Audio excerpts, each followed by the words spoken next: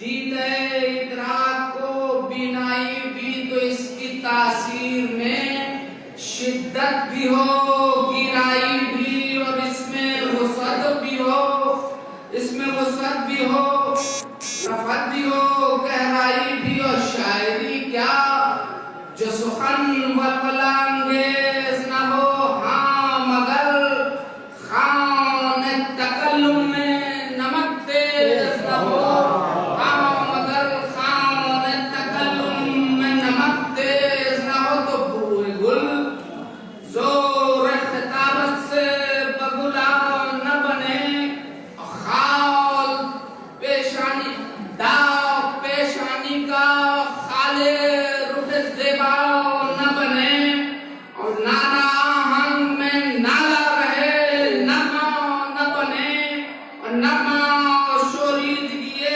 لین سے نالا نہ بنے، لفظ و معنی میں توازن ہو، سر اونچا نہ اٹھے، جذبات دھیمی رہے، شعلہ نہ اٹھے، جذبات کی دھیمی رہے، شعلہ نہ اٹھے، تو گونجتا ہے رگ بلبل میں شرارے کوئی، ڈانٹتا ہے طبق ماں میں تارے کوئی، گن رہا ہے یم املاک کے دھارے کوئی، اور سمجھتا نہیں فطرت کے اشارے کوئی، دھوپ کیا کہتی ہے، کیا کہتا ہے سایہ، سمجھے اب کون ہے جو مہوانجم کا کنایا سمجھے، تو کتنے جذبے ہیں کہ شاعر پہ گم من کا وجود، کتنی آہیں ہیں جو گھٹ گھٹتی رہی دل میں بے دود، شاعری سے ہے اگر شرح محبت مقصود، تو محبت کی بھی قسمیں ہیں یہاں لامحدود، دوستی بھی ہے، اخوت بھی ہے، شفقت بھی ہے، اور شاعری کی دوستی بھی ہے، اخوت بھی ہے، شفقت بھی ہے، اور محبت ہی کی ایک شکل عقیدت بھی ہے، اور محبت ہی کی ایک شکل عقیدت بھی ہے، تو ہم بھی میں خانے کا در پیٹ رہے ہیں ساقی، در جو کھلتا نہیں چوکھٹ پہ جھکے ہیں ساقی، اور کچھ آہت جو ملی ہے تو اٹھے ہیں ساقی، عالم غور میں خاموش کھڑے ہیں ساقی،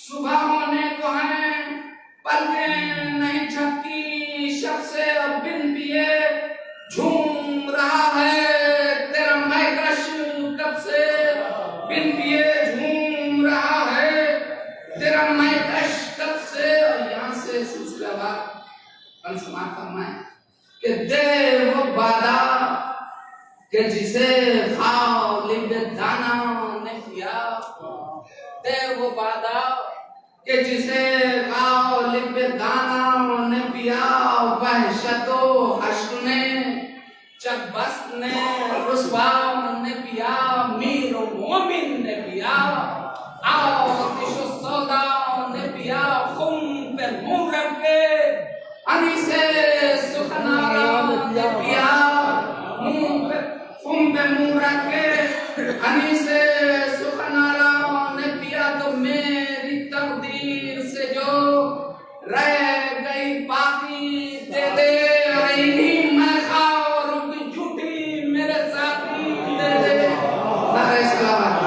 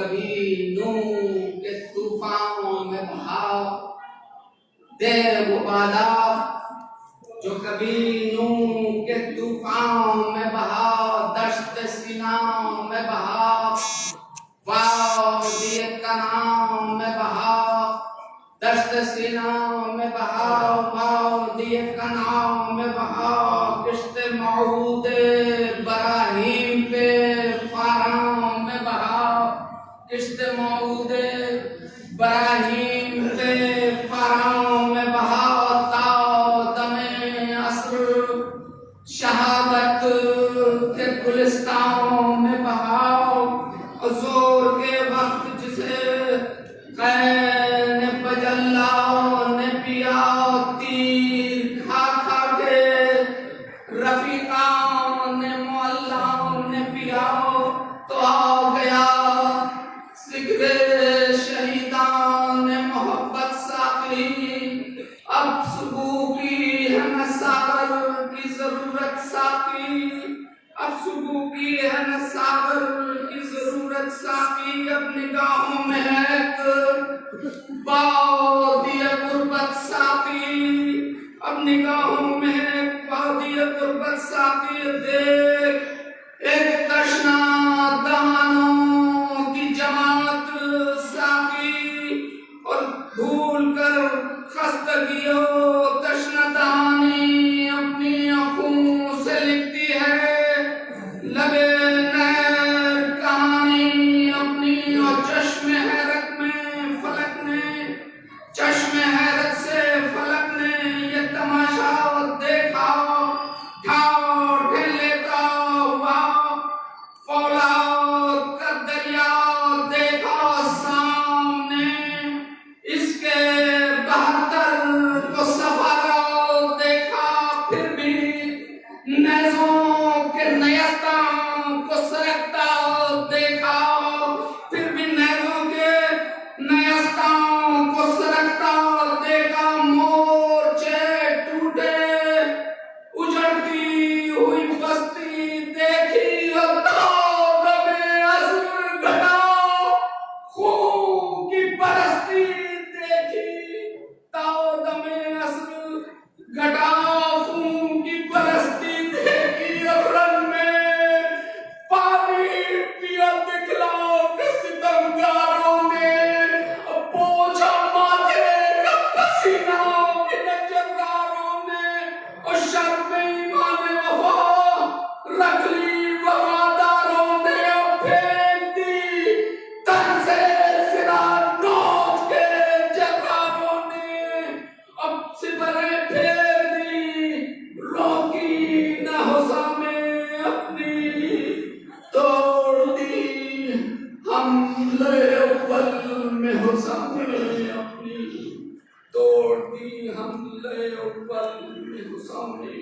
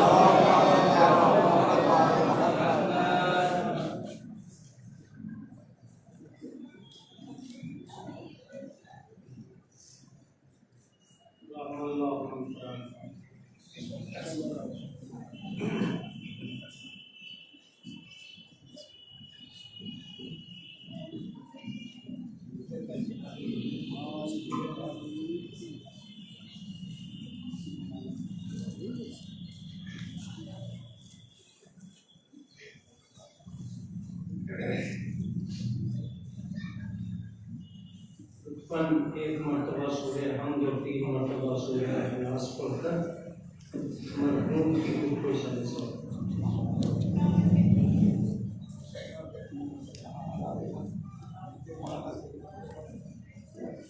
جہاں آرا بیگم بنت مولانا سید شبر علی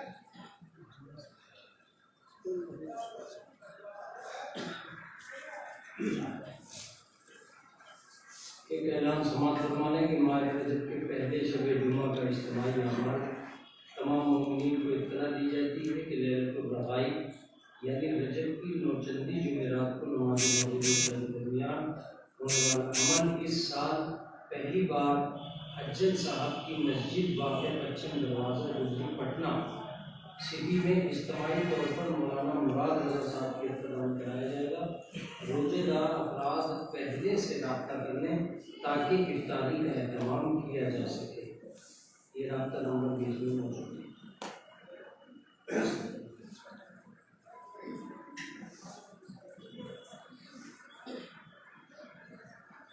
ماشاء اللہ لا حول ولا قوة إلا بالله العلي العظيم۔ أعوذ بالله من الشيطان الرجيم، بسم الله الرحمن الرحيم، الحمد لله رب العالمين، والصلاة والسلام على أشرف الأنبياء والمرسلين بالقاسم محمد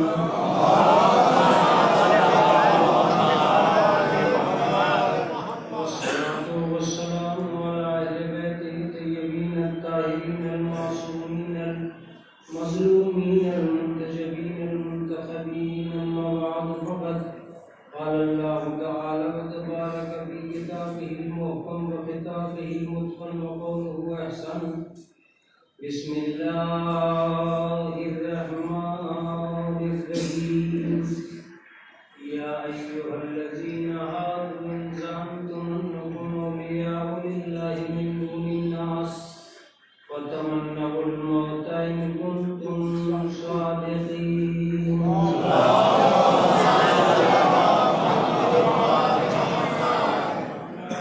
حضرت گرامی صدر قرآن مقدس نے اس کائنات کو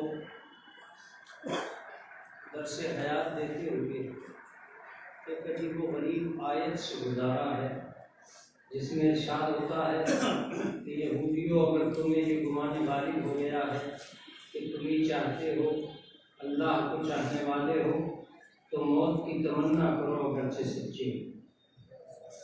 قرآن مقدس نے ہر انسان کے سامنے اس آیت کو یہودیوں سے خطاب کر کے رکھا۔ بات تو یہودیوں ہی سے ہوئی ہے اور ہونی ہے، اور قرآن کی مراد بھی یہودی ہی تھے، مگر قرآن عالم انسانیت کو ذات پہ منحصر نہیں رکھتا، صفات پہ منحصر رکھتا ہے۔ اس لیے قرآن نے نام یہودیوں کا لیا ہے اور عالم انسانیت کو قیامت تک یہ یقین دلایا ہے کہ جب تک قرآن میں یہ آیت رہے گی تمہاری صداقت کے تولے جانے کا معیار یہ ہوگا کہ تم موت کی تمنا کرو اگرچہ سچے۔ اب عالم انسانیت کے سامنے جو سب سے بڑا سوال اٹھتا ہے وہ یہ کہ موت کی تمنا کیسے کریں۔ زندگی سے پیار کرنے والے افراد، جیون سے لپٹ جانے والے لوگ، زندگی کی راہوں میں سب کچھ لٹا دینے کے لیے تیار انسانیت یہ کیسے کر سکتی ہے کہ موت کی تمنا کرے؟ وہ کون سورما ہوگا جو موت کی تمنا کر کے قرآن مجید کی اس ارمان کو پورا کرے گا کہ موت کی تمنا کرے؟ مگر قرآن مقدس نے ایک لفظ سامنے رکھ دیا، ان کنتم صادقین، تم موت کی تمنا تبھی کر سکتے ہو جب سچے ہو۔ تو جھوٹی انسانیت کے جھوٹے قلعے میں جینے والے لوگ موت کی تمنا کریں بھی تو کیسے کریں؟ آرزو موت ذہن میں بسنے کے لیے تیار نہیں ہے، قرآن مجید انہیں سچائی کی مہریں لگانے کے لیے تیار نہیں ہے۔ انسان موت کی تمنا نہیں کر پا رہا ہے، قرآن سچائی کا تمغہ نہیں دے پا رہا ہے۔ اگر سچا بننا ہے تو موت کی تمنا کرو۔ موت کی تمنا کرتے ہیں تو انسانیت کے نام پر ایک عجیب و غریب ماحول پیدا ہوتا ہے۔ اس وقت جو سب سے بڑا سوال عالم انسانیت کے سامنے کھڑا ہے وہ ایک ہی ہے کہ کیا کوئی ہے جو مرنے کی تمنا کرتا ہو؟ اگر مرنے کی تمنا کرنے والے لوگ آپ کے اور میرے اور اس کے سامنے آ چکے ہیں تو لائیے پھر یہ میڈیکل کا بڑھتا ہوا مینارہ ترقی کیوں ہے؟ پھر یہ رنگ برنگے ٹیبلیٹس جو عالم وجود میں آ رہے ہیں کیوں؟ پھر یہ میڈیکل بزنس کا اتنا بڑا نظام کیوں؟ اسپتالوں کی بڑھتی ہوئی تعداد، نبازی کے بڑھتے ہوئے لوگ، ایک سر بات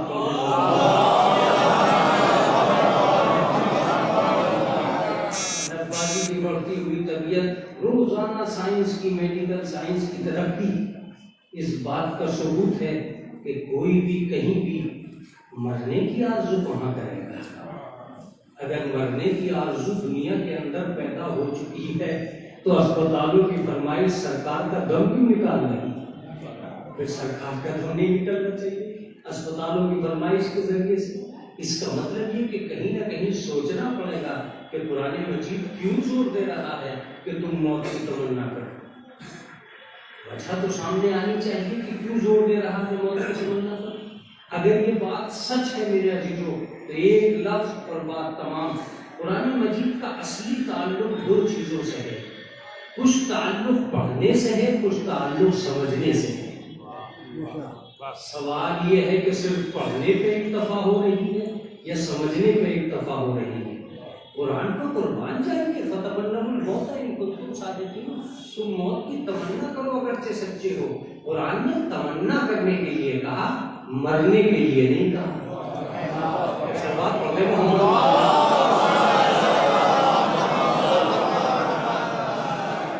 قرآن نے تمنائے موت کے لیے کہا ہے، مرنے کے لیے نہیں کہا۔ تم کو جیسے چھلانگ لگاؤ اور مر جاؤ، تال پکڑو کر مر جاؤ، یہ سب قرآن نہیں کہہ رہا۔ قرآن کہہ رہا ہے تمنائے موت، اس لیے کہ وہ اچھی طرح جی ہی نہیں سکتا جسے موت یاد نہ رہ جائے۔ وہ اچھی طرح جی ہی نہیں سکتا جسے موت یاد نہ رہ جائے۔ اچھی طرح وہی جیے گا جسے موت یاد رہ گئی۔ تو تم موت کی تمنا کرو اگرچہ سچے ہو۔ قبیلہ انسانیت میں جو ہے وہ جینا چاہتا ہے، چاہے اسپتال کے وینٹیلیٹر کا مسئلہ ہو یا عام جنرل وارڈ کی دنیا ہو۔ جس سے پوچھئے کیا چاہتے ہو کہ دعائیں کرو جینے کی۔ کسی نے آج تک مرنے کی آرزو کی ہے؟ مرنے کی دعائیں ہوئی تو نہیں ہوئی۔ تو جب عالم انسانیت کے پاس ایسا ایک بھی آدمی نہیں ہے جو تمنائے موت کرے تو سچے لاؤ گے کہاں سے؟ اس کا مطلب یہ ہے کہ کہیں نہ کہیں دھرتی پر ایک ایسے انسان کو آنا بہت ضروری ہے کہ جو صبح سے شام تک مرنے کی تمنا کرتا رہا۔ میری سمجھ میں نہیں آ رہا کہ یہ سناٹا کیوں ہے؟ اس لیے کہ بیچ میں گیپ ہے یا اس لیے کہ میری بات سمجھ میں نہیں آ رہی ہے؟ ایک آدمی نہیں، اگر چند افراد ایسے پیدا نہیں ہو سکے جو تمنائے موت کرتے رہے ہوں، قرآن کو آرزو نہیں ملے گی اور سچے لوگوں کا لشکر نہیں ملے گا۔ ایک سلوات پڑھ دیں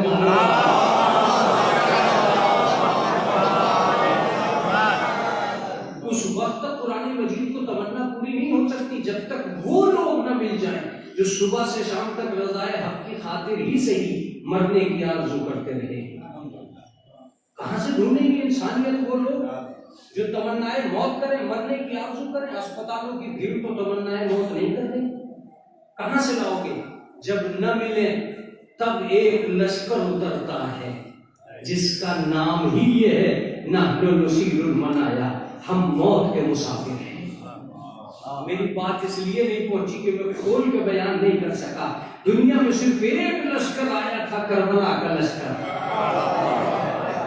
اگر یہ پٹنہ سٹی میں مجلس پڑھ رہا ہوں، مجلس سے سنے ہوئے لوگ بیٹھے ہیں، حسین نے لشکر کی ترتیب بدل دی، لشکر کی نوعیت بدل دی، کربلا کا لشکر بنا کر۔ اب بھی سمجھ میں نہیں آ رہی ہے بات۔ دنیا کے ہم لشکر کی تاریخ ہے وہ مرنے کے لیے جاتا، مارنے کے لیے جاتا ہے۔ کربلا کے لشکر کی تاریخ ہے وہ مرنے کے لیے نہیں جاتا۔ بات سمجھ میں آ رہی ہے؟ یہ لشکر نکلا مارنے کے لیے، وہ لشکر نکلا مارنے کے لیے۔ حسین گھر سے نکلے نحن نسیر المنایا، ہم موت کے مسافر۔ یہ کیسا لشکر ہے جو مرنے نکلا ہے؟ اس کا مطلب یہ کہ مارنے والے اور ہیں۔ توجہ دیجیے گا دیکھیے گا مرنے والے اور ہیں. میں ایک لفظ کہوں گا, مار کر فتح کا جھنڈا لگانے والے اور ہیں, مر کر اسلام کو اونچا بنانے والے اور.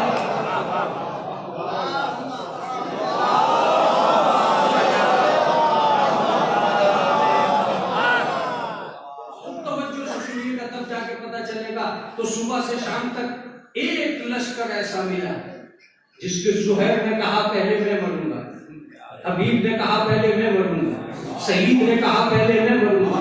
تمنائے موت اس قدر رچ بس گئی تھی لشکر حسین میں کہ بچوں نے ہمت کر کہا پہلے ہم مریں گے. عجب ہے, عجب ہے, میری مراد اب تک نہیں پہنچ پا رہی ہے آپ تک. مجھے یہ تعجب ہو رہا ہے کہ کیوں نہیں پہنچ پا رہی ہے. سوال یہ اٹھتا ہے کہ اس بچے میں اتنا دم کہاں سے آیا کہ وہ بچہ جھولے میں گھومتا. میں ایک ہی لفظ کہوں گا, عالم انسانیت کے اس مجموعے سے جو میسیج بنا کر آگے بڑھا سکتا ہے, وہ بچہ کبھی بھی حکم کے موت کی آغوش کی طرف اشارہ نہ کرتا اگر مظلوم معصوم پہ وقت نہ آ پڑا. بات پہنچی ہی نہیں ہے. میں نے تاریخ قرآن پڑھی ہے, اس میں یہ لفظ نکلا ہے کہ جب جب معصوم پہ وقت آتا ہے بچے جھولے سے گواہی دینے نکل آتے ہیں.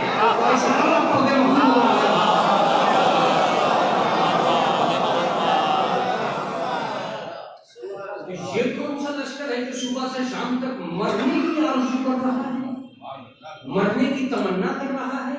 ہر آدمی مرنے کی آرزو کر رہا ہے. صبح ہوئی مرنے کی آرزو, راستے میں تھے مرنے کی آرزو. کیا میری مراد پوری نہیں ہوئی؟ میرے موضوع کا پیٹ نہیں بھرا؟ تو اب میں بتاؤں گا. ساری دنیا کے چچا اپنے بھتیجوں سے پوچھتے رہے تیرا جیون کیسا ہے. دنیا میں ایک مہان چچا ایسا آیا جس نے بھتیجے سے پوچھا تیرے نزدیک موت کیسی ہے. ایک مہان چچا دنیا میں ایسا گزرا ہے جس نے اپنے بھتیجے سے پوچھا تیرے نزدیک موت کیسی ہے. جتنا مہان چچا تھا اتنا ہی بہترین بھتیجا تھا. بغیر چکھے بتایا شہد سے زیادہ میٹھی ہے.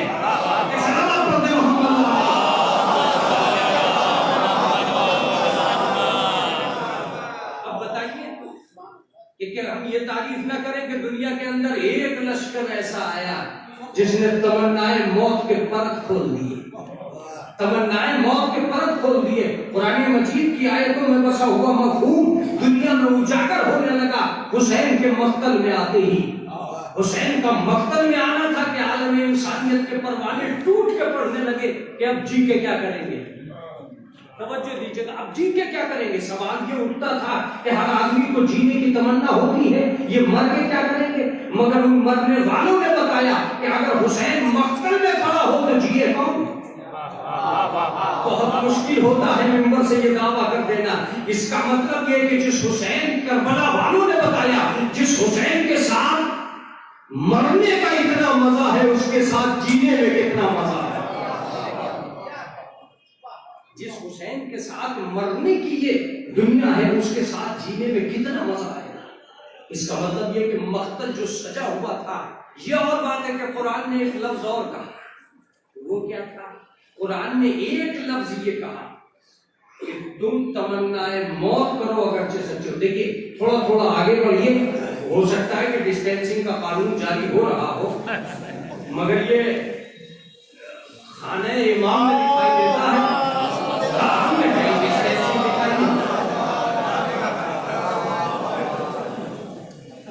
جب میں نے لاک ڈاؤن میں مجلسوں کو دیکھا تو خانہ امام میں تو ڈسٹینسنگ تام میں سب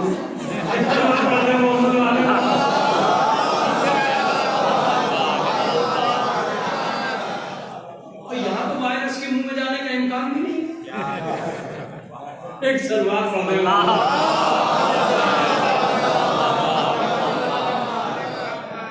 تو میں جس چیز کی طرف آج آپ کی خدمت عالیہ میں توجہ دلانا چاہتا ہوں وہ صرف اتنی سی ہے کہ دنیا کی بہت سی چیزوں کو بدلا کربلا میں امام حسین نے. کیسے؟ تمنائے موت دنیا میں نہ ملتی. قرآن نے کہا تم تمنائے موت کرو, ہم صداقت کا تمغہ دیں گے. اس لیے کہ جو تمنائے موت کرتا ہے وہی تو سچا ہے. ان کنتم صادقین, اگرچہ تم سچے ہو.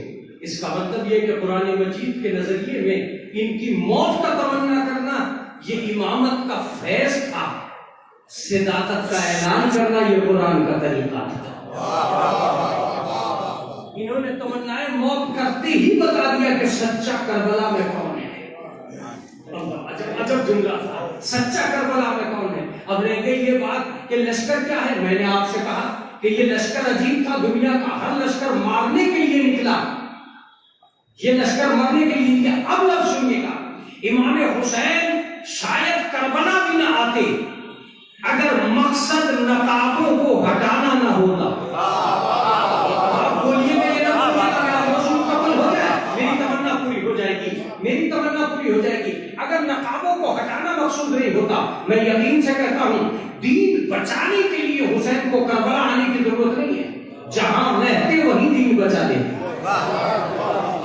کو بولنا پڑے گا، جہاں رہتے وہی دین بچا دیتے۔ کربلا میں آنے کا مقصد تو صرف اتنا تھا کہ اب تک منافقت کا جو دشمن مدینے کی گلیوں میں چھپا ہوا تھا، ابھی میرے بچوں کی سمجھ میں نہیں آئی، میرے بزرگ چونکہ ادب سے آشنا ہے اور اردو دیہات کے اندر زندہ ہے، اس لیے میرے بزرگوں کے ہاتھ اٹھتے ہوئے دکھائی دے رہے ہیں۔ اصلی مقصد بچوں تک پہنچانا ہے۔ کل تک تاریخ یہ کہتی رہی پتہ نہیں کس نے جلایا، کس نے گرایا، کس نے قتل کر دیا، کس نے مار دیا۔ حسین نے کہا تو صحیح، اب مکی کی گلیوں میں قاتل نہیں رہے گا، اب میدان میں پتہ چلے گا مارا کس نے ہے، خیمہ کس نے جلایا ہے، تیر کس نے چلایا ہے۔ اب میرے محمد والے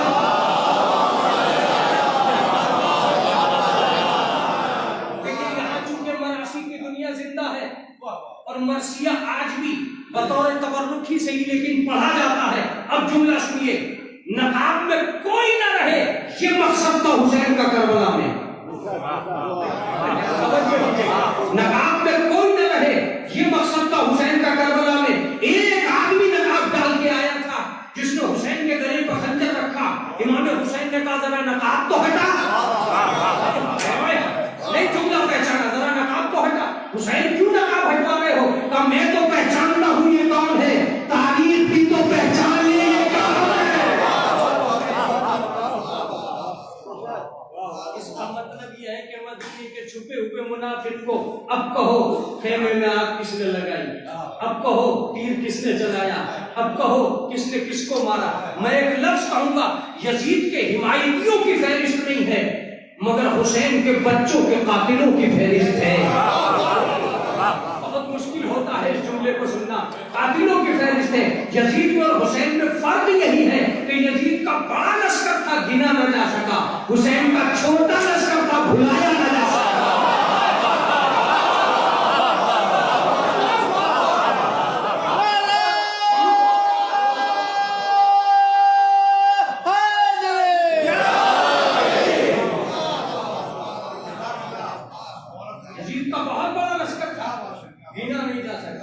حسین کا بہت چھوٹا لشکر تھا، بلایا نہیں جا سکا۔ قیامت تک جس کی یادوں کو دلوں میں قائم رکھ دیا جائے اسے حسین کہتے ہیں۔ توجہ دیجیے گا، اب رہ گئی یہ بات کہ شجاعت ظاہری کا کیا ہوگا مولانا۔ شجاعت ظاہری منحصر ہے تلوار پر۔ حسین نے تلوار توڑ کے کہا شجاعت کی ضرورت یزید کو ہے، ہمیں نہیں ہے۔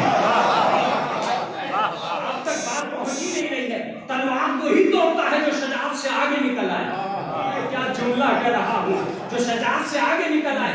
اگر عباس تلوار لے کے نکلے تو سمجھنا عباس کو شجاعت کی ضرورت ہے، اگر تلوار چھوڑ کے نکلے،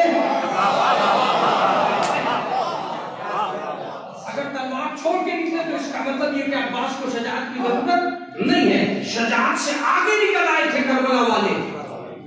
شجاعت کی تاریخ کیا ہے؟ شجاعت کی تاریخ میں ادنا سی بات میں اپنے بچوں کے سامنے رکھتا ہوں۔ شجاعت کی تاریخ یہ ہے کہ جب لشکر حسین اور لشکر یزید کی تاریخ لکھی جائے گی، ایک لفظ مورخ لکھے گا کہ وہ لشکر بڑھاتا رہا، حسین لشکر گھٹاتا رہا۔ حسین لشکر گھٹاتا رہا، اس نے بڑھایا ڈر کی وجہ سے، انہوں نے گھٹایا نڈر کی وجہ سے۔ ہم ڈر نہیں رہے اس لیے لشکر گھٹاتے چلے جا رہے ہیں، وہ ڈر رہا ہے اس لیے لشکر بڑھاتا چلا جا رہا ہے، مگر پھر بھی جب بہت بڑا لشکر ہو گیا تو تاریخ شجاعت نے کروٹ لے کے لکھا کہ اب صبح عاشور سے لے کر شام تک طے کرو کہ کس نے کس کو ہراساں کیا۔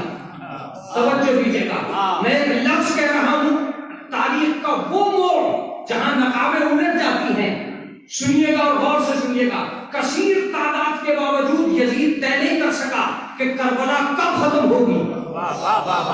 حسین نے طے کیا کربلا کب ختم ہوگی۔ لفظ اگر پہنچ گئے ہیں تو زندہ باد ہے یہ سامعین، جہاں تک میں بول رہا ہوں متوجہ رہیے گا، ایک جملہ سن کے جائیے گا۔ تاریخ نے لکھا کہ لاکھوں میں ہزاروں بھاگے، 72 میں ایک نہ بھاگا۔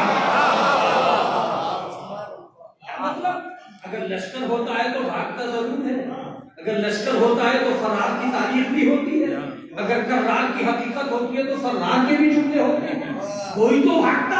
کیا سب کے سب معصوم تھے؟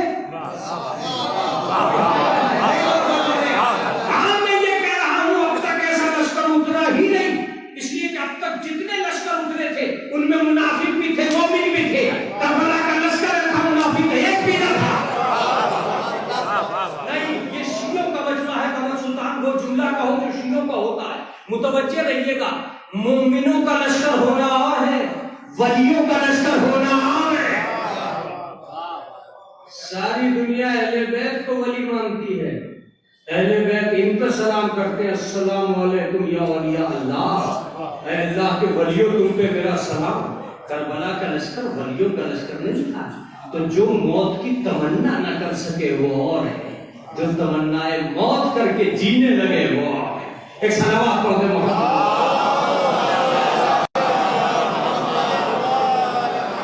ایک بات مکمل ہوئی اور ایک بات کہ مکمل ہونے میں ذرا دیر لگی، اس لیے میں آپ سے صحیح معانی میں پہنچا نہیں پایا اپنی بات کو۔ اصل مقصد میرا کیا تھا؟ اصل مقصد میرا یہ ہے کہ اب تک کی دنیا نے ایک لفظ دیا تمنا موت، جو سب کے بس کا روک نہیں تھی۔ مولانا تمنا موت کیا کرنا، کون کرے گا؟ کبھی کبھی ہم خطبہ اور ذاکرین کی دنیا میں ایسے مقام آ جاتے ہیں جہاں ہم جوش کی دنیا کو سامنے لا کر بہت سے مقاصد کو پہنچا نہیں پائے۔ میں نے بھی بہت سوچا، لیکن موت کو صحیح معانی میں اگر اہل بیت زمین پہ نہ آتے تو دو چیزیں نکھر کے سامنے ہی نہیں آتی۔ سنیے، اگر مدینے تک حسین نہ آتے تو یہ سمجھ میں نہیں آتا کہ جیا کیسے جاتا۔ اب آپ کا چپ رہنا مجھے پریشان کر جائے، اور اگر کربلا تک حسین نہیں جاتے تو یہ پتہ نہ چلتا کہ ہمارا کیسے جاتا۔ اس کا مطلب یہ کہ زندگی کی زلفوں کو سنوارنے کے لیے اہل بیت نے دھرتی پر قدم رکھا، اور موت کے چہرے کو نکھارنے کے لیے اہل بیت نے کربلا میں قدم رکھا۔ میں ایک لفظ کہوں گا، ہر چیز کو موت چھا رہی تھی، حسین نے کربلا میں رکھ کے ہر شے کو زندگی دے دی، ہر شے کو زندگی دے دی۔ کیا مطلب؟ میں یہ نہیں کہوں گا کہ اسلام زندہ کر دیا، اس مری ہوئی مٹی کو بھی زندہ کر دیا جو خاک بلا بن چکی تھی، اسے خاک شفا بنا، اس مٹی کو بھی زندہ کر دیا جو خاک بلا بن چکی تھی، اسے خاک شفا بنا دیا، اس ضمیر کو بھی زندہ کر دیا جو بیعت کی چادر میں لپٹ چکا تھا، اسے حقیقت کی چادر میں لپیٹ کے الگ کر دیا۔ متوجہ رہیے گا، میں ایک لفظ کہنے جا رہا ہوں، اس کمانڈر ان چیف کو بھی زندہ کر دیا جو راتوں کی تاریکی میں دولت کے سائے میں دب کے سو چکا تھا، ان کو بیدار کر کے حسین نے قیامت تک کے لیے فلسفے کو عام کر دیا۔ کربلا تھپکیاں دے کر سلانے کا نام نہیں ہے، دماغ کو چولانی دے کر جگانے کا نام ہے۔ ایک سلام پڑھنے رہا،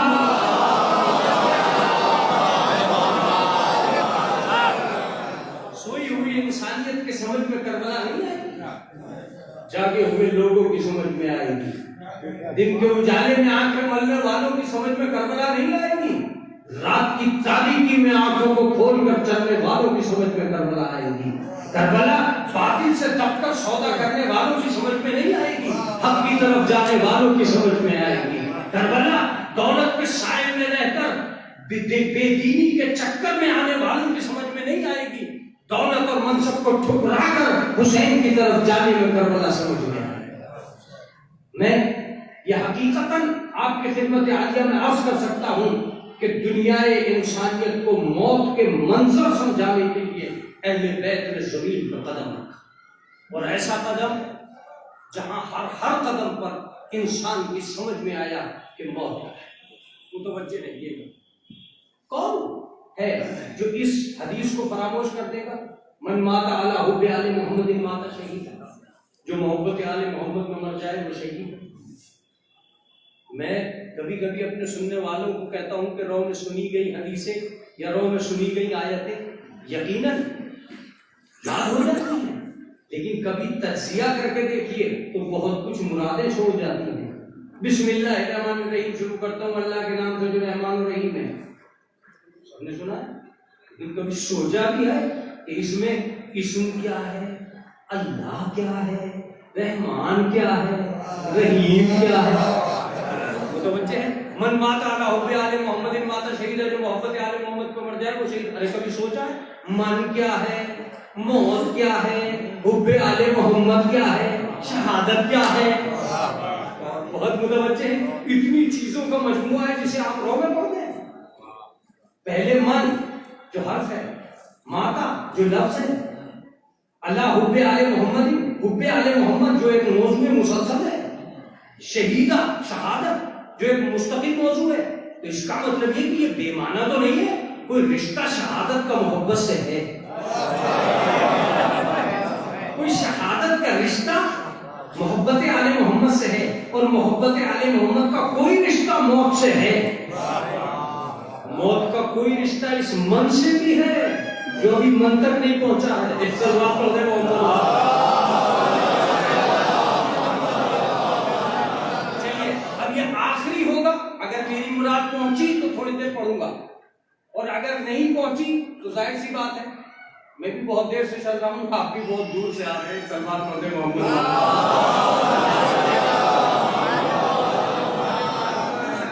دو مجلسیں آپ کے سامنے سے بھی گزر چکی ہیں، اس لیے اب پہلی چیز جو لفظ من ہے، میں کہتا ہوں کہ اگر میرے بچوں تک آج یہ من پہنچ گیا تو کئی من وزنی بات ہو جائے گی، کئی من کا کام ہو جائے گا۔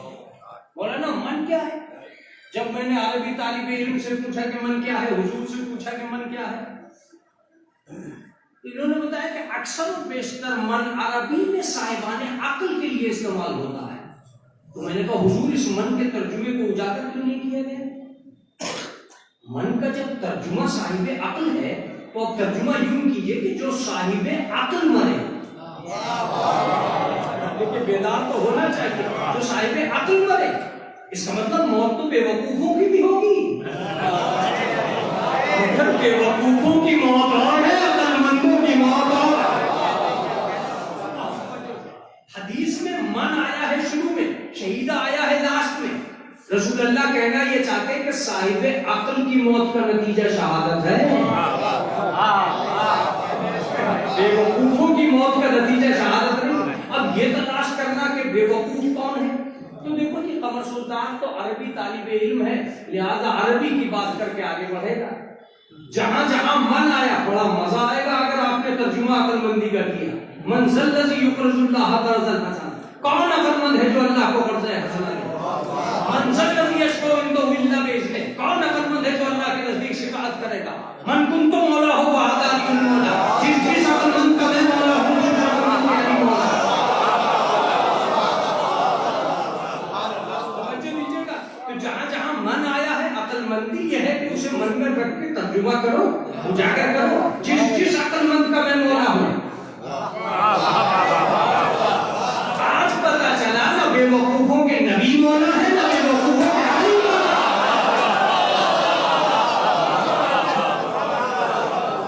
اب صحیح ترجمہ ہوگا، نہ بے وقوفوں کے نبی مولا ہے، نہ بے وقوفوں کے علی مولا۔ یہ بات ہے جس عقل مند کا میں مولا ہوں، اس کا مطلب سب کے مولا نبی بھی نہیں ہے،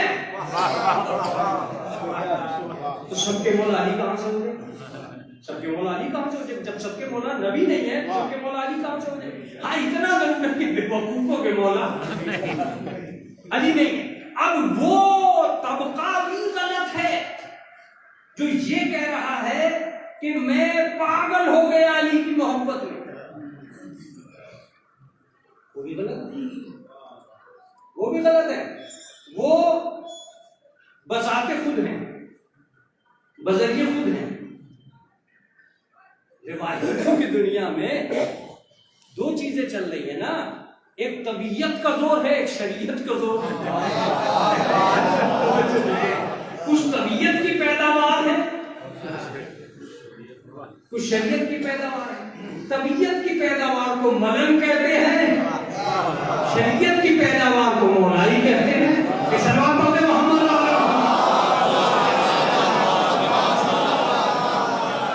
روایت کی دنیا میں موالی کا وجود تو ہے۔ اب یہ اپنا اپنا جیون ہے، کوئی ارمان کے بل پہ جیتا ہے، کوئی قرآن کے بل پہ، کسی کو طبیعت پیاری ہے، کسی کو شریعت پیاری ہے، اپنا اپنا ہے۔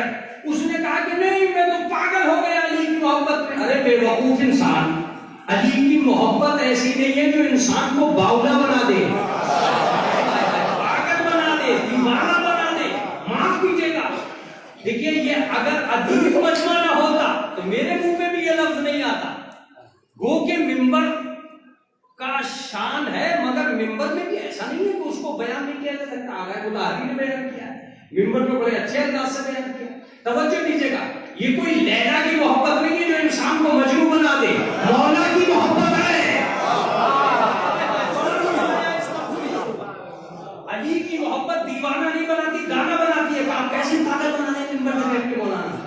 ارے علی کی محبت ہی کا وہ آدمی تھا وہ جسے پہلے دیوانہ کہتے تھے۔ میں نے کہا غلط، اسے تاریخ نے لکھا ہے دیوانہ بھی تھا اور دانا بھی۔ اس کا مطلب ایک ہی وقت میں اسے دانا بھی کہا گیا اور دیوانہ بھی۔ تو کون تھے جو دیوانہ کہتے تھے اور کون تھے جو دانا کہتے تھے؟ سنو، جو علی کے دشمن تھے انہوں نے دیوانہ کہا،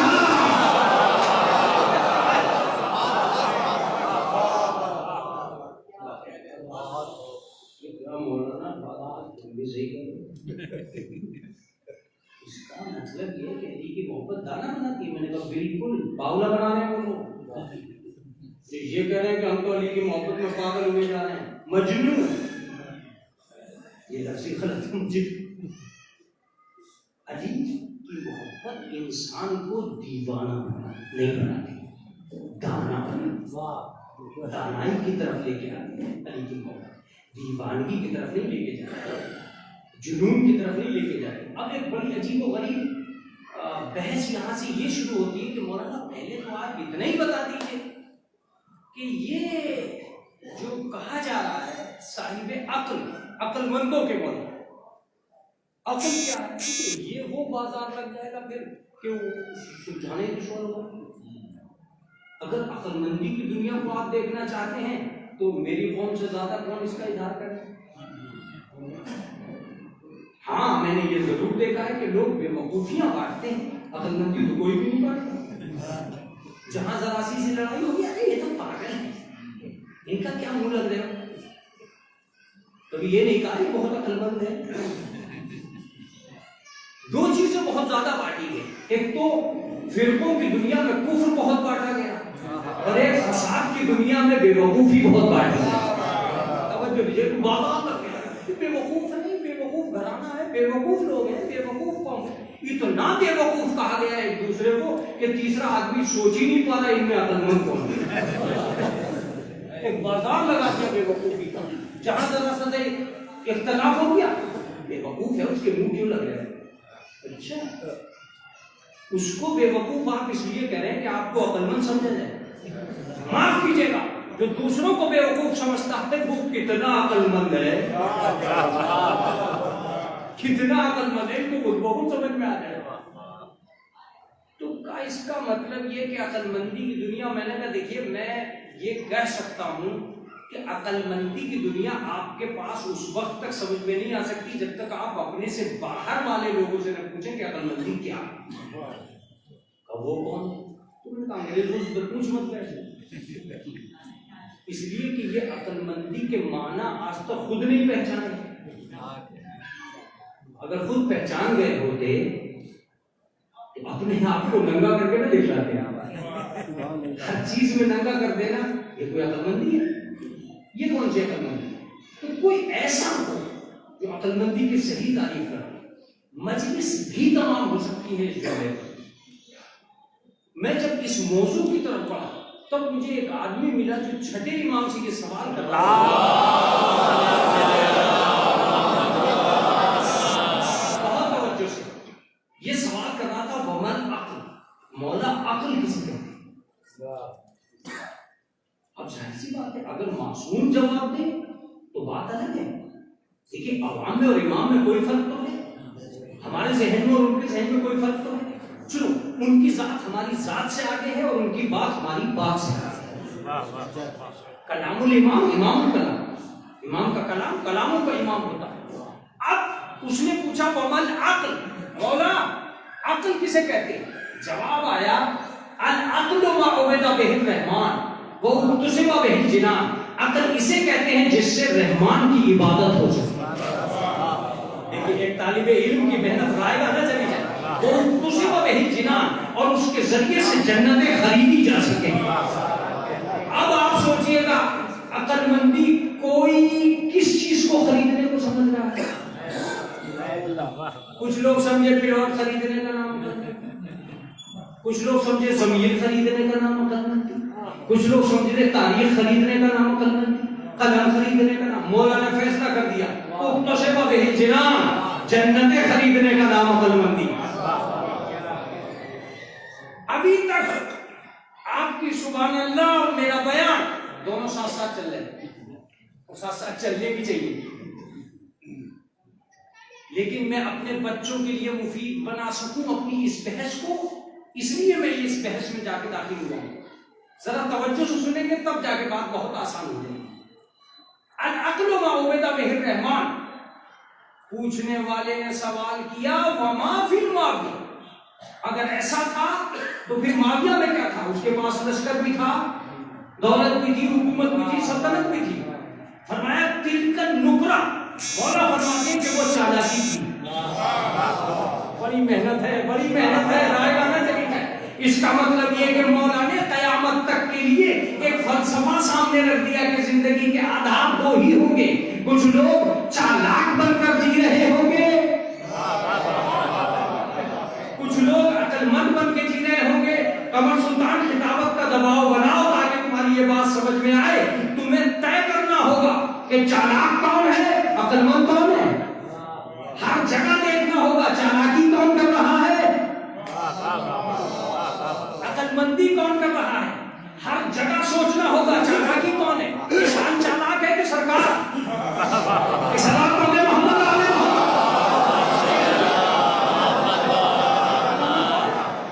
عقل مند سرکار ہے کہ کسان؟ کہیں تو طے کرنا ہوگا. اب اگر طے نہیں کیا تو ایسے ہی چلتا رہے گا. وہ اپنی ڈگر پہ چلتے رہیں گے، یہ اپنی ڈگر پہ چلتے رہیں گے. پتا کرنا ہوگا عقل مند کون ہے، چالاک کون ہے. یہ عقل مندی اور چالاکی کی بنیاد مولا نے اس لیے ڈالی تھی تاکہ قیامت تک کے لوگ ہر میدان میں سمجھیں کہ چالاک کون ہے، عقل مند کون ہے. میں اپنی بھری ہوئی مجلس سے کہہ رہا ہوں جو مسجد کے باہر کھڑا ہے چالاک ہے، جو اندر کھڑا ہے عقل مند ہے. جو مجلس کے باہر کھڑا ہے چالاک ہے، جو اندر کھڑا ہے عقل مند ہے. یہ طے کرنا ہوگا. نہیں نہیں نہیں، ابھی آپ بولے یا نہ بولے میں تو بولوں گا. تمہیں طے کرنا ہوگا کہ فرش ایمان پہ کون آیا ہے، دسترخوان پہ کون آیا ہے.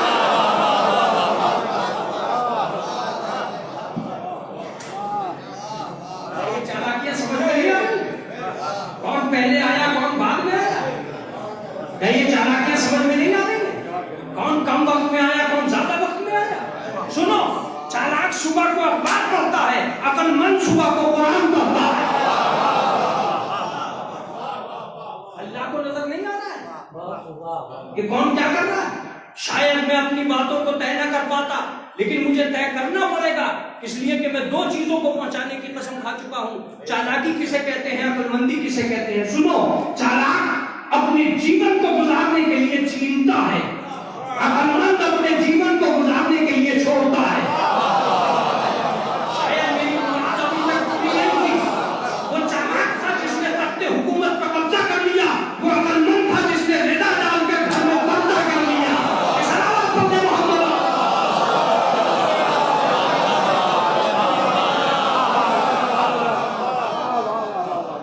شاید میرا مجمع بھی متوجہ نہیں ہوا۔ وہ چالاک تھا جس نے نہر پر قبضہ کر لیا، وہ عقل مند تھا جس نے خیمے اٹھا لیے۔ نہیں غور فرما رہے آپ؟ چالاک چھینتا ہے، عقل مند چھوڑتا ہے۔ اب یہ مت سوچ بیٹھنا کہ صاحب جیتا کون؟ جیت تو وہی ہے جو تبرک لینے آیا، جیت تو وہی رہا ہے جو مسجد میں کبھی داخل ہی نہیں ہوا ہے، جیتتا ہو تو وہی دکھائی دے رہا ہے جو حکومت پر قبضہ کر چکا ہے۔ مگر اس دن تمہیں پتہ چلے گا اگر حکومت علی کے گھر آئے،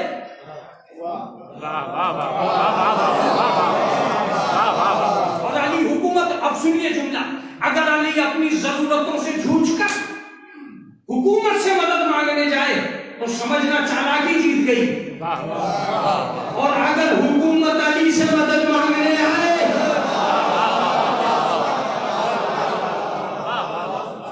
یہ سوال تو ولایت میں اپنے مولا سے کرو، مولا دشمنوں کے دربار میں جاتے کیوں ہو؟ تو مولا دو ہی باتیں کہیں گے، میں جا اس لیے رہا ہوں کہ تمہیں پتہ چل جائے مشکل میں کون ہے، مشکل کشا کون ہے۔ میں اس لیے جاتا ہوں تمہیں پتہ چل جائے جاہل کون ہے، عالم کون ہے۔ سوال ان کے ہیں، جواب ہمارے ہیں۔ اگر ہم نہ جاتے تو اسلام کے نام پر کوئی جواب دینے والا بھی نہ ہوتا۔ علم کو اجاگر کرنے کے لیے دربار میں قدم رکھا تھا، اپنی مدد کرنے کے لیے نہیں رکھا۔ میں وہاں وظیفہ پڑھانے نہیں جاتا تھا، اسلام کی مشکلیں ختم کرنے جاتا تھا۔ اس کا مطلب یہ کہ تاریخ انسانیت کو یہ اچھی طرح یاد ہے کہ چالاکی کس نے برتی ہے، عقل مندی کس نے برتی ہے۔ تم یہ دیکھ کے چلو چالاکی کون کر رہا ہے، عقل مندی کون کر رہا ہے، کون آ رہا ہے، کہاں آ رہا ہے۔ شاید میں اب بھی بات نہیں کہہ رہا ہوں، لیکن اب آخری بات کہہ کر رہوں گا۔ عقل مندی اور چالاکی میں بنیادی فرق یہ ہوتا ہے کہ عقل مند چالاک جینے کے لیے جبر کرتا ہے، عقل مند جینے کے لیے صبر کرتا ہے۔ عمر سلطان کے ساری بات کہہ گئے، ساری بات نہیں کہہ گئے، سنیے۔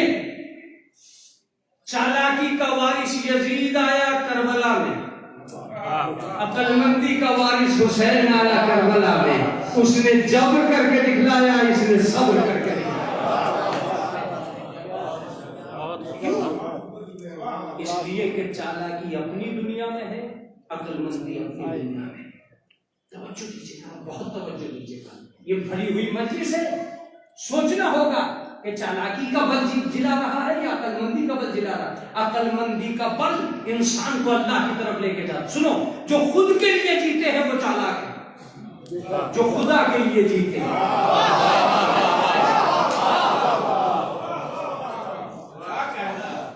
اور توجہ سے، جو صرف اپنے لیے سوچے وہ چالاک ہے، جو سب کے لیے سوچے، جو اپنی ترقی کو قدم رکھ دے وہ چالاک ہے، جو سب کو ترقی کی راہوں پہ لا کے کھڑا کر دے وہ عقل مند ہے۔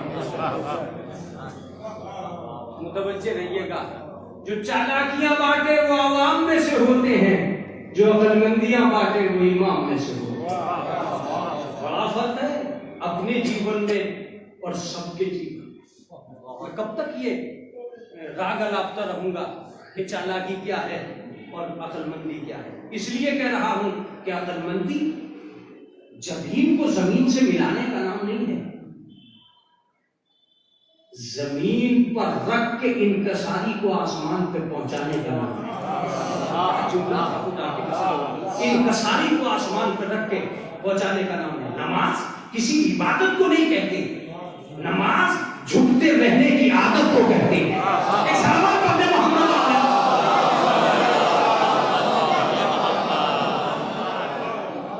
نماز صرف عبادت کا نام نہیں ہے، نماز ہے اگر اسے بڑا مان لیا ہے تو جھکو، کہیں ایسا نہ ہو کہ پھر کسی بڑے کے سامنے جھک نہ سکو. وقفز جناح الذل، کاندھے جھکاؤ اپنے ماں باپ کے لیے. کیوں؟ ماں باپ کے لیے کیوں جھکائیں؟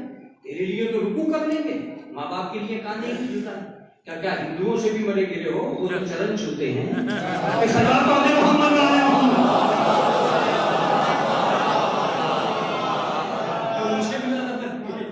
اس کا مطلب یہ ہے کہ اگر ہندوؤں میں چرن چھوئے جاتے ہیں اور مسلمانوں میں کاندھے جھکائے جاتے ہیں تو اس کا مطلب یہ ہوا کہ انسانوں کے اندر صنفیں بدلی ہیں، فرقے بدلے ہیں، لیکن عظمت والدین نہیں بدلی.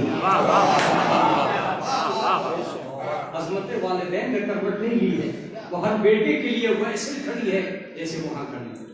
کا مولانا اب عقل مندی اور چالاکی میں نہیں جانتا اور میں کہاں پہنچاؤں گا مجھے بھی نہیں معلوم. ہاں میں نے یہ ضرور دیکھا ہے کہ کشتی حیات پہ ایک بادشاہ سوار تھا، ایک اس کی رانی. دونوں جا رہے تھے. تاریخ بادشاہ کا نام ہارون رکھتی ہے، عورت کا نام زبیدہ. دونوں بڑھتے جا رہے تھے. اچانک ایک جگہ دیکھا کہ ایک انسان جو ولایت صفت تھا مٹی میں پیر ڈالے گھروندوں کی طرح کھیل رہا تھا. ہارون نے سوال کیا کیا کر رہے ہو؟ کہ جنت میں گھر بنا رہا ہوں. ولایت کے پیروں کا کھیل ہے جنت کا.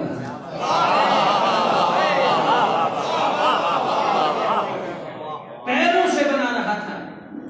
کہا بیچو گے؟ جنت اور گھر کا تصور آیا.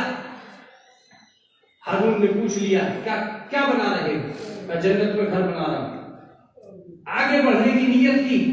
جیسے جنت کا نام آیا اب تاریخ لکھتی ہے کہ ہارون کچھ نہیں کہہ سکا. زبیدہ بولی بیچو گے؟ میں جو موضوع لے کے چلا تھا میرا مکمل ہو رہا ہے. زبیدہ بولی جسے جنت کی تلاش نہیں تھی وہ چپ ہو گیا. جسے جنت کی تلاش تھی عقل مندی جنت خریدنے کا نام ہے.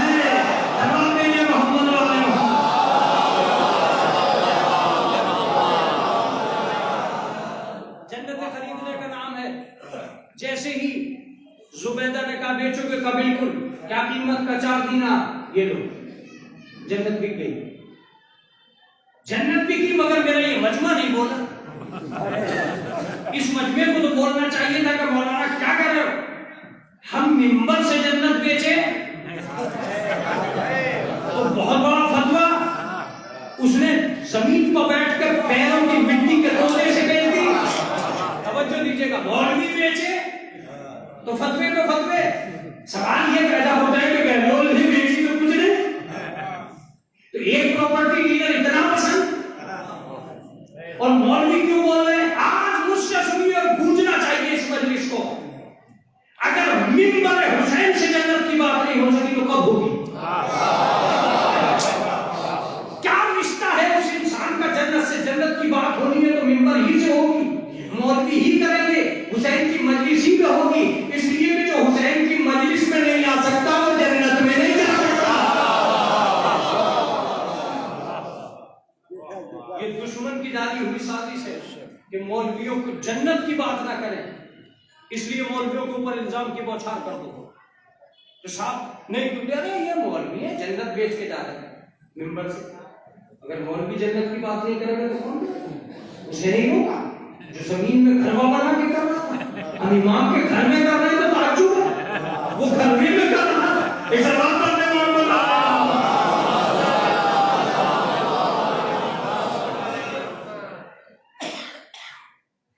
اب یہ اللہ سے پوچھو جنت ملے گی کسے؟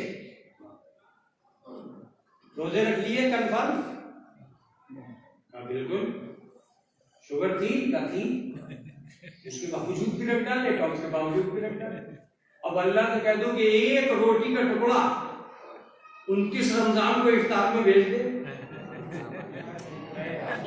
ہمیشہ عبد المجید کا افطار کھاتے ہیں. کبھی تیرے ہاں سے بھی تو کوئی ٹکڑا آئے کہ آج اللہ کی طرف سے افطار بنا مسجد میں؟ کبھی نہیں آیا. کیوں نہیں آیا؟ کیا روزے نہیں رکھنا ہے؟ جنت کے لیے رکھ لیں کہ نہیں رکھنا ہے؟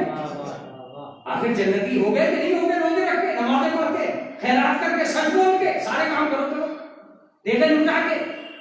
اب تو کہہ دے کہ اس رمضان میں جنتی ہو چکا ہے، مگر اتفاقی وقت یہ ہے کہ انسان مرنے تک کنفرم جنتی نہیں ہے.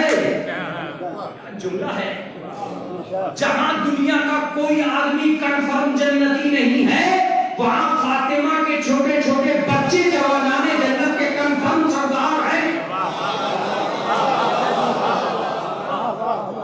کنفرم.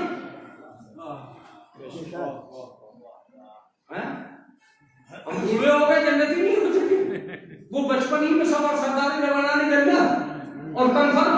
اے معبود کیا ہم جنتی نہیں ہے؟ کہا ہو کنفرم نہیں کروں گا کہ کب ہوئے، کب کیوں، کیا بھروسہ کل کو گناہ کر بیٹھے. آج اگر کنفرم کر دیا اور کل کو تم گناہ کر بیٹھے تو ہمارے کنفرم کرنے پہ اس کا مطلب یہ ہے کہ حسنین پہ اتنا بھروسہ تھا.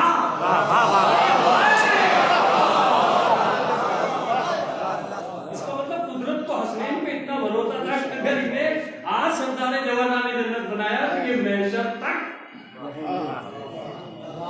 ایسا کوئی کام نہیں کرے کہ جو سرداری جنت کے خلاف ہو. بھروسہ تھا جبھی تو میں نے کہا معبود مجھے بس ایک روٹی کا ٹکڑا بھیج دے، مجھے پتہ چل جائے گا کہ تو مجھے چاہتا ہے، جنت مجھے مل گئی. داڑھی کی دن بڑا کہ ٹکڑا تو ملنے والا ہے. میں کہا اگر ٹکڑا نہیں مل رہا تو یہ بتا دیں، یا تو یہ کہہ دے کہ اس سے پہلے تم نے بھیجے اور اگر اس سے پہلے بھیج چکا ہے، یا تو یہ کہہ دے کہ تیری جنت پہ کمی ہوگی. تیری جنت میں جب کمی نہیں ہے تو اور بھی یہ بھیج سکتا ہے، تو ہمارے لیے کیا ٹینشن آ رہی ہے؟ اسی لیے تو قیامت تک کسی کو نہیں دوں گا تاکہ اسے یقین رہے کہ کوئی بھی فاطمہ کے برابر نہیں ہے.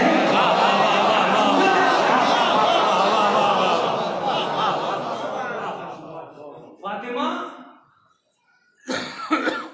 جب چاہ جب منگا، حسنین تو عادی ہو گئے تھے کھانے، لگاتار 5 دن تک کھانے والا. عادی نہیں ہوگا تو کس بات کا ہوگا؟ آنگن میں کھڑے ہو کے بتاتے تھے جنت کا کھانا آ گیا.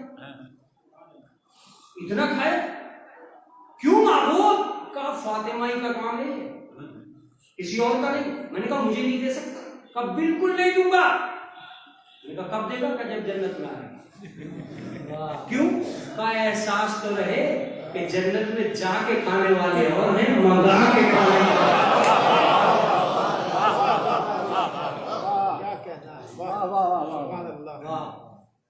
اس کا مطلب ٹکڑے نہیں.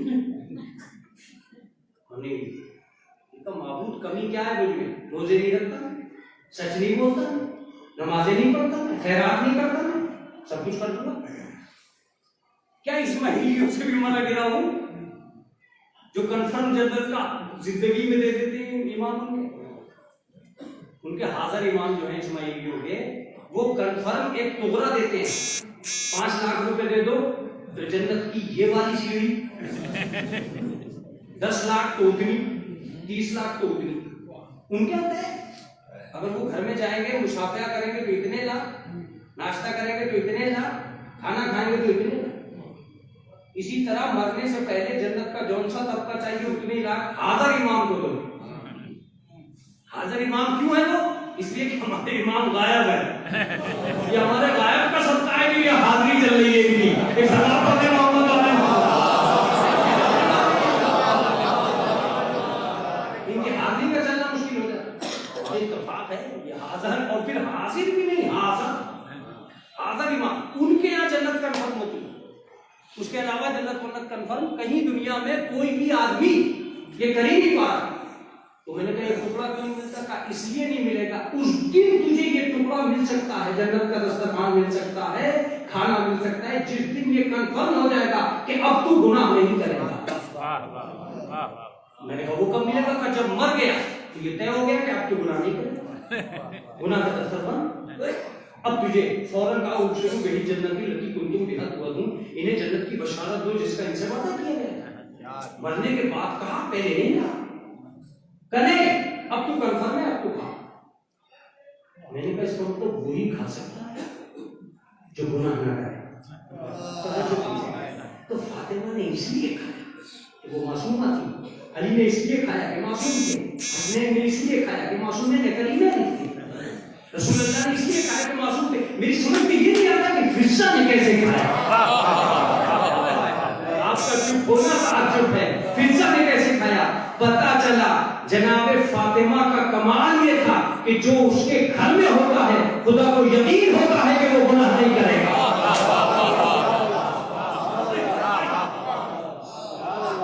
معصومہ ہو کر جنت کا کھانا کھانا اور فرشتہ ہو کر، اس کا مطلب یہ ہے کہ اگر بات جنت کی ہے کہ صاحب جنت تو وہ گھروے میں جنت بنا رہے تھے بہنوں.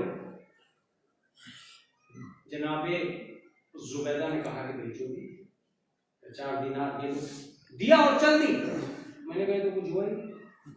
ارے اگر کچھ دیا تھا تو کچھ لے دی بھی تو مٹی کا کوئی ٹکڑا ہی لے دو، تھوڑا سا ریتا ہی اٹھا لو. مگر نہ ریت اٹھایا، نہ کوئی ڈھیلا دیا، نہ کوئی شے دی، بس دیا اور چل دی. میں نے کہا زبیدہ کیوں؟ کہا قیامت تک کے لوگوں کو خبر کرتے ہیں جنت ایسے ہی ملے گی، دیا یہاں جائے گا، دیا وہاں جائے گا.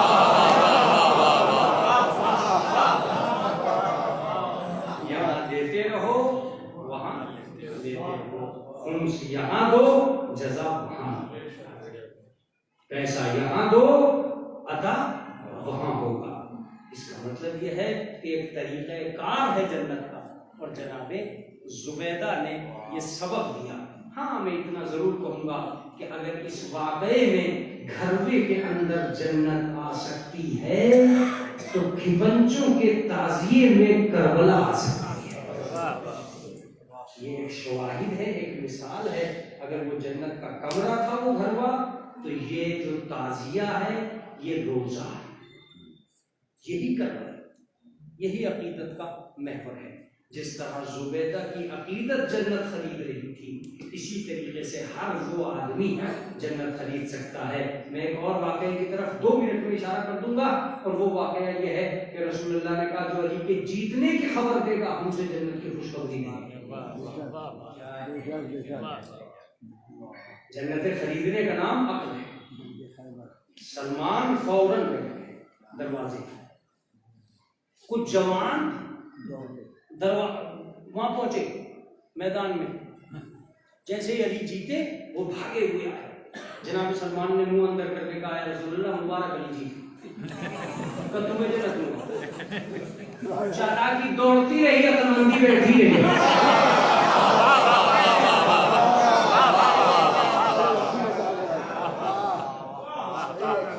مندی دروازے کو بیٹھی گئے ہانپتے کانپتے. راستے میں جو کارنامے کیے تھے وہ اتنے غصے والے تھے کہ ایک دوسرے کو گھوم گھوم کے دیکھ رہے تھے. ہر بڑھتے ہوئے آدمی کو پیچھے سے کھینچا جاتا تھا تاکہ یہ نہ بڑھ جائے. اس کا مطلب یہ کہ جو بھی کسی بڑھتے ہوئے انسان کو پیچھے کھینچے سمجھنا وہ جنگ خندق کا وہی چالاک ہے. اسی سوچ کا آدمی ہے. قوم کے بڑھتے ہوئے آدمی کو کھینچنے کا کام نہیں کرنا چاہیے، بڑھانے کا کام کرنا. رسول اللہ نے یہ کہا تھا کہ اس کو علم دوں گا جو بڑھنے والا ہوگا. یہ کیا پیچھے کھینچ رہے ہیں، بچہ پڑھ رہا ہے اسے پیچھے کھینچ رہے ہیں، بچہ آگے جا رہا ہے اسے کھینچ رہے ہیں، سیاست میں جا رہا ہے اسے کھینچ رہے ہیں. ارے کھینچنے کا کام کیوں کر رہے ہو؟ بڑھانے کا کام کرو. توجہ دیجیے گا. ایک بھائی نے ایک بھائی کو کاندھے پہ چڑھایا، اس لیے نہیں چڑھایا تھا کہ وہ رتبے بڑھا دے اس بھائی کو. رتبے تو آسمان سے بڑھے ہوئے تھے، اس لیے چڑھایا تھا کہ ہر بھائی کو سبق مل جائے کہ بھائی کو چڑھانے کا کام کرو، اتارنے کا کام نہ کرو. ایسا محمد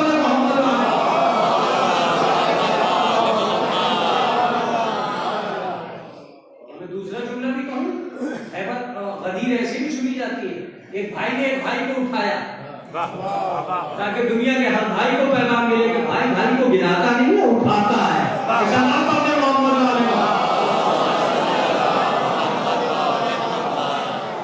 بڑی احتیاط سے کام کرنا چاہیے اور بڑی احتیاط سے انسان کو رہنا چاہیے. عزیزو بس انہوں نے جیسے رسول اللہ مبارک ارے کہا وہ تو جنت تو سلمان لے چکے، سلمان تو میدان میں گئے نہیں.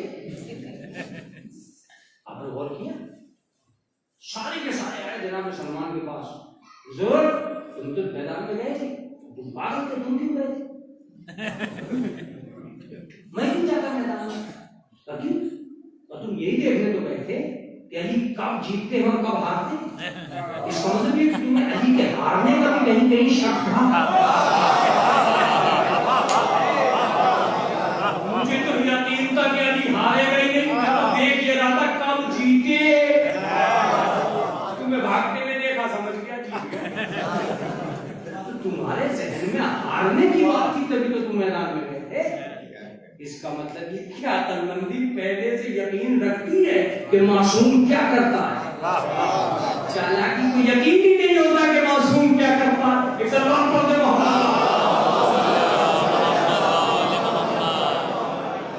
بس عزیزو یہ جمعرات کا دن تھا اور آپ اور ہم بہت زیادہ بزی رہتے ہیں اور پٹنہ سٹی کے اندر ظاہر سی بات ہے اتوار سے چھوڑ کے ہم نے سوچا کہ چاہے جمعرات کی شام میں سکون ہوگا مگر وہ جمعرات کی شام بھی پتہ چلا مومنین کے لیے ایک گراں قدر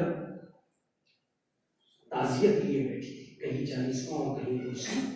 آپ لوگوں کو میں سلامتی کی دعائیں دیتا ہوں اور یہ کہتا ہوں کہ خداوند عالم آپ کو آپ کے ارمان سمیت سلامت رکھیں.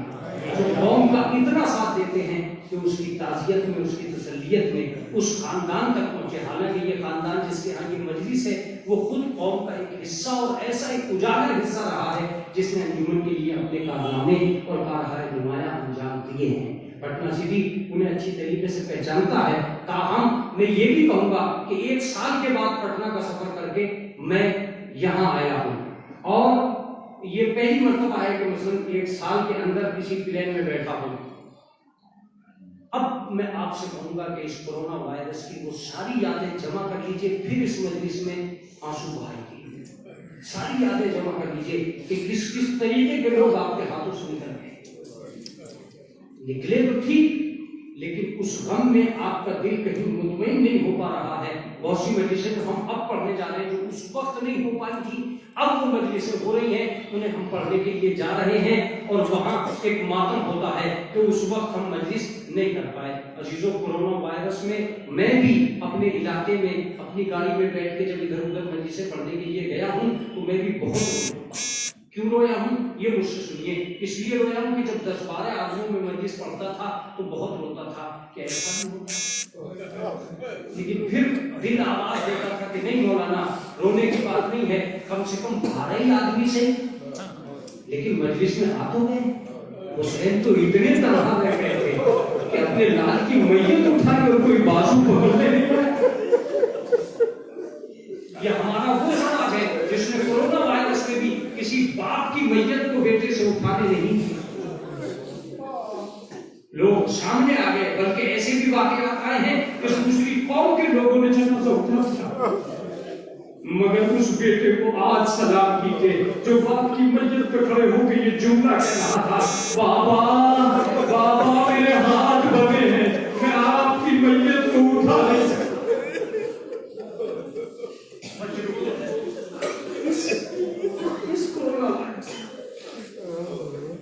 ہم نے بہت سارے مناظر دیکھے. میں جب پٹنہ سٹی میں وہ جملہ یاد دلاؤں گا جو مرحومین کے لیے ہوا ہے تب یہ مجمع روتا ہوا رہ جائے گا.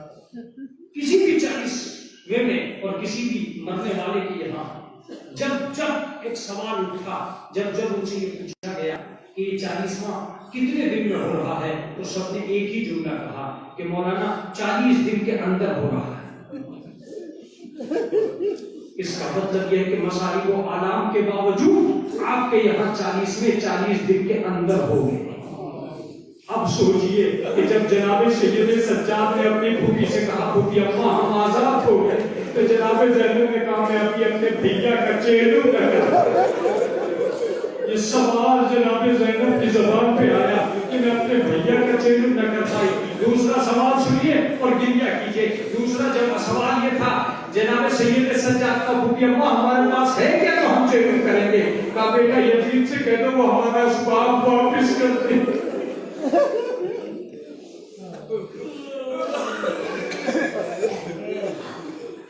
ہمارا اسباب واپس کر. اللہ جانتے ہیں کہ کھانا کیسا بہتر ہے. میں جب بھی کبھی جمعرات کو مجلس پڑھتا ہوں لاکھ چاہتا ہوں کہ میں ان مسائل سے آگے نکل جاؤں لیکن نکل نہیں پاتا. حالانکہ ایک روایت ہے جو علماء نے بیان کی ہے اور میں نے اسے کسی کتاب میں دیکھا بھی ہے لیکن کسی ذاکری کی کتاب میں دیکھا ہے, مستند روایات کی دنیا میں نہیں دیکھا. تاہم شام کے زندان میں ایسے ایسے بہت سے واقعات ہوئے ہیں کہ جن کو آپ یاد کر کے آخر تک رو سکتے ہیں. بہت سے واقعات ہوئے. اسی چہروں میں جناب زینب نے عورتوں سے جا کے کہا تھا کہ اپنی بچوں سے کہہ دو کہ جب بھی کبھی اس قید خانے سے گزرا کریں اس قید خانے میں ضرور جانا کریں, اس لیے کہ ہماری چھوٹی سی بچی یہاں ہے.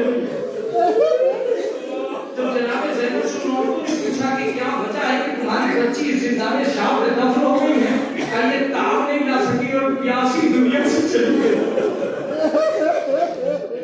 کتنا کتنا آج بھی جب جمعرات آتی ہے تو پٹنہ سٹی کے یہ لوگ گواہ ہیں کہ گھروں میں ایک شور ہوتا ہے کہ آج ذرا شام کو جلدی آ جائیے گا اس لیے کہ ہم نے امام حسین کی نظر رکھی. یہی جملے ہوتے ہیں. آج اللہ سے کہہ دو کہ آج ہمارے گھر میں نظر ہے, جمعرات کا دن ہے, ذرا شام سے بچوں کو جمع کر دیا جاتا ہے. یہ رسم مومنین کے گھر میں رہی ہے. ایک ایسی ہی ایک انسان تھا جو زندان شام کے قریب سے ہو کر گزرتا تھا. وہ اپنے گھر پہنچا اور گھر پہنچ کے اپنی بیوی سے کہتا ہے کہ تو ہر جمعرات کو نظر امام حسین دلاتی ہے. میں نے آج اس نظر کے ایسے مستحب قیدی دیکھے ہیں کہ اگر یہ کھانا ان تک پہنچ گیا تو آج تیری نظر قبول ہو جائے. مومنہ کہتی ہے کہ اب تک تو تم نے میری نظر پر کوئی غور و فکر نہیں کیا, آج کیا وجہ ہے کہ تم یہ کہہ رہے ہو کہ نظر قبول ہو جائے گی؟ کہ تم جلدی جلدی کھانا بناؤ. کہ جلدی کیوں کر رہا ہے؟ کہ میں نے ایک ایسی بچی دیکھی ہے کہ اگر بہت جلدی اسے کھانا نہ ملا تو ممکن ہے کہ وہ دنیا سے چلی جائے.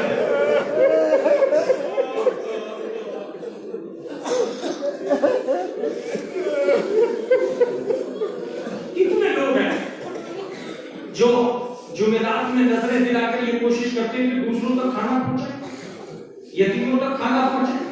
وہ یہی کوشش کر رہا تھا کہ کھانا پہنچائے. کہ تم نے کیسے لوگ دیکھے؟ کہ بس اوروں کو تو نہیں دیکھا لیکن ایک بیمار تھا جو قید خانے کے دروازے پر بیٹھا تھا, ایک اس کی بہن تھی جو دروازے پر بیٹھی. وہ اپنی بہن سے کہتا تھا بہن صبر کرو صبر کرو. میرا دل کی طرف کو کھینچنے لگا, تم جلدی سے کھانا بناؤ. جلدی سے اس نے کھانا بنایا. اس نے دسترخوان کو اٹھایا اور اپنے سر پر رکھا اور سر پر رکھ کے لے کے چلا. جیسے ہی چلتا ہے تو مومنہ نے اس سے یہ پوچھ لیا کہ اتنی جلدی کیوں جا رہے ہو؟ عزیزوں میں کہتا ہوں کہ مسائل کو کبھی کبھی میں یہی طرح وہ کہتا ہے کہ جلدی چلو کہیں ایسا نہ ہو کہ وہ بچی کھانا پکانے سے پہلے ہی مر جائے. کھانے میں آیا اور خانے میں آنے کے بعد ایک مرتبہ اپنی بیوی کو وہ دسترخوان دے کے کہتا ہے کہ تم اندر جاؤ. کبھی قیدی ہی تو ہے, کا قیدی ضرور ہے مگر لگتا ہے کسی شریف میں ان چیزوں کو نور بدل رہا ہے. یہ شریف بردار کے قیدی ہے, زیادہ کھانے کو تم اندر لے کے بجاؤ. وہ بیوی کہتی ہے کہ میں اندر دے کے نہیں اٹھا دیکھو. اور اب عزیزو ایک ایسا سوال جو دنیا کے کسی آدمی نے نہیں کیا ہوگا اس عورت نے سوال کر لیا, ایک بیویوں تم میں سردار کون ہے؟ یہ جواب کوئی نہ دے سکا. ایک سردار آتا, سب نے اپنے سر جھکا لیے. اچانک ایک طرف سے آواز آئی, میں سردار ہوں, تمہارا نام کیا ہے؟ کہ مجھے زینب کہتے ہیں.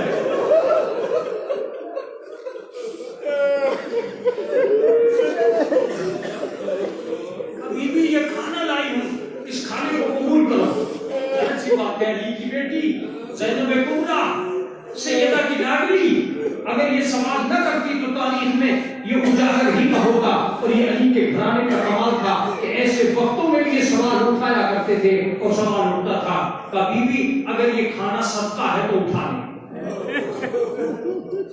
ان الصدقۃ علینا حرام, اس لیے صدقہ ہمارے محمد پہ حرام ہے. بس اتنا کہنا تھا کہ وہ بیوی نے آستین چڑھائی اور آستین آستین چڑھا کے کہتے کہ بیوی تم نے میرے کھانے کی توہین کر دی. جناب زینب گھبرا گئی کہ کھانے کی توہین کیا مطلب؟ یہ صدقہ نہیں ہے تو کیا ہے؟ کبھی بھی یہ صدقہ نہیں اگر یہ صدقہ نہیں ہے تو کیا ہے؟ کہ یہ نظر حسین علیہ السلام. بس اتنا کہنا تھا کہ یہ نظر حسین علیہ السلام ہے. ایک مرتبہ جناب زینب اپنی جگہ سے کھڑی ہو گئی. یہ بھی کیا تیرا کوئی اور حسین ہے؟ کیا مطلب میرا کوئی اور حسین ہے؟ دنیا میں ایک ہی حسین ہے جو مدینے میں رہتا ہے.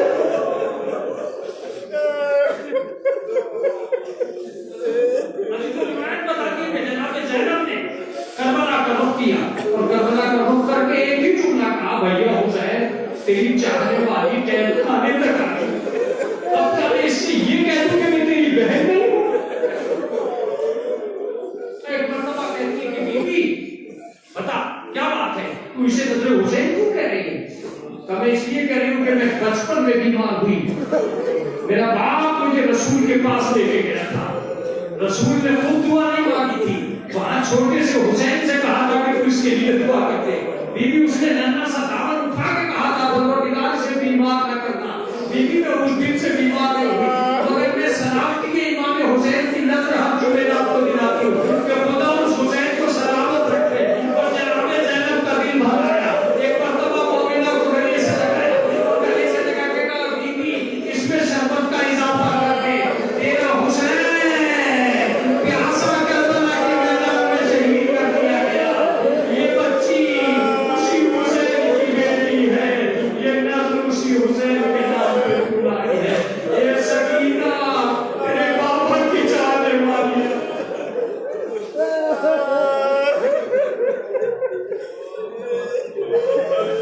سیادت الذین ظلم مریم علیہم الہی کا زہرا و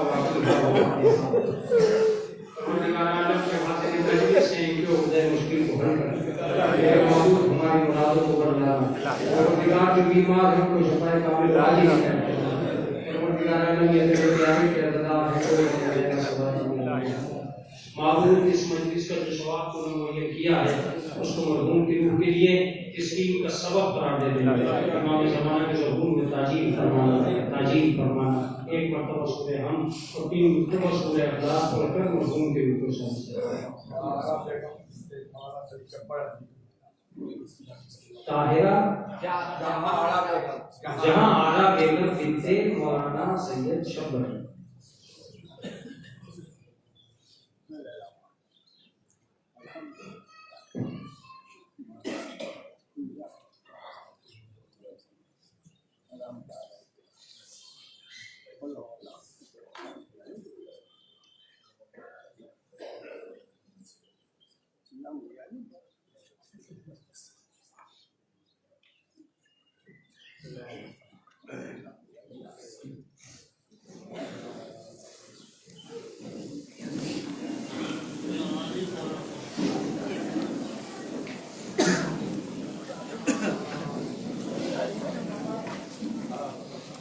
السلام علیکم یا ابا عبداللہ. السلام علیکم یا ابن رسول اللہ. السلام علیکم ولا جدک و ابیک. السلام علیکم ولا امک و اخیک.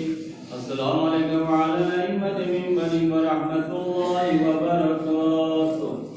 السلام علیکم یا غریب الغرباء. السلام علیکم یا معین الضعف والغرباء. السلام علیکم یا شمس الشروق. السلام علیکم یا انیس النور. السلام علیکم یا المذکور برحمتہ. السلام علیکم یا علی ابن موسی ورحمۃ اللہ وبرکاتہ. السلام علیکم یا صاحب العصر والزمان. السلام علیکم یا خلیفۃ الرحمن. السلام علیکم یا امام الانس والجان. السلام